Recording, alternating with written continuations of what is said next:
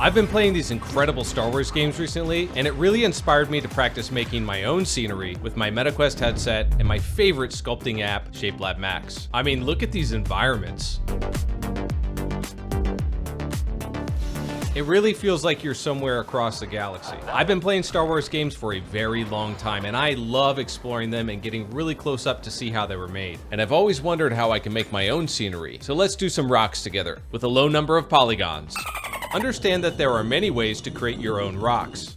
Now, Shapelab has some good pre-made rocks that you can use in a pinch, but here on this channel, we are wannabe artists, so of course, we're gonna be making our own. Today, I'm gonna show you two basic approaches that may work for you. Also, if you didn't know, you could have this playing in your headset on YouTube in your browser. So in a way, we could sculpt together.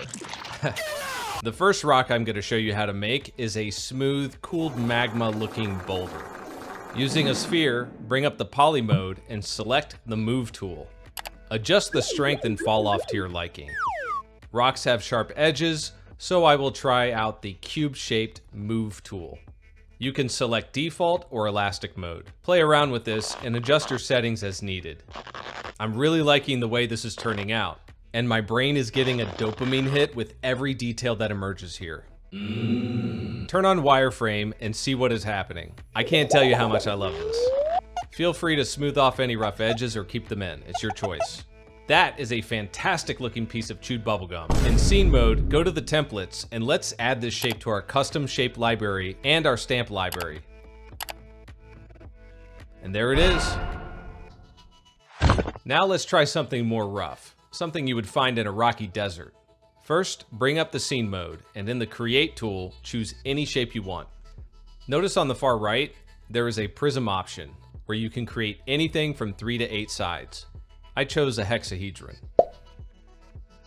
Hit the Y button on your left controller to bring up the transform widget. Grab those mini cubes and stretch out them sides. Switch to poly mode and select the cube stamp. Make sure it is red. If not, hit the B button on your right controller.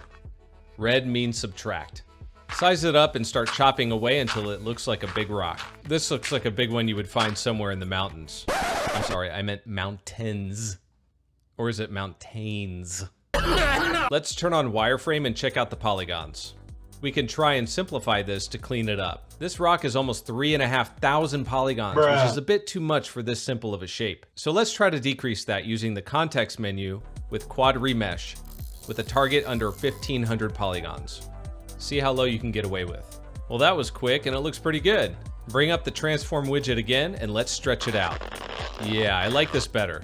Now turn off wireframe and inspect your rock for any overlaps or razor sharp edges. Those need to be smoothed out. Go to the templates and let's add this shape to our custom shape library and our stamp library.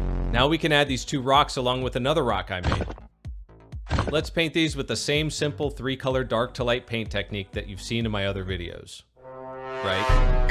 You saw it, right? The first looks like it would be in a waterfall area, an igneous rock, like dolerite. I didn't make that up, I promise. We can even add a little bit of moss to our boulder with some light green highlights. Not bad for low poly count. Now check this out. We already added some highlights to the desert sandstone-like rock. Now let's make it pop with the standard or move tools. Just give each a little tap and pull with the trigger.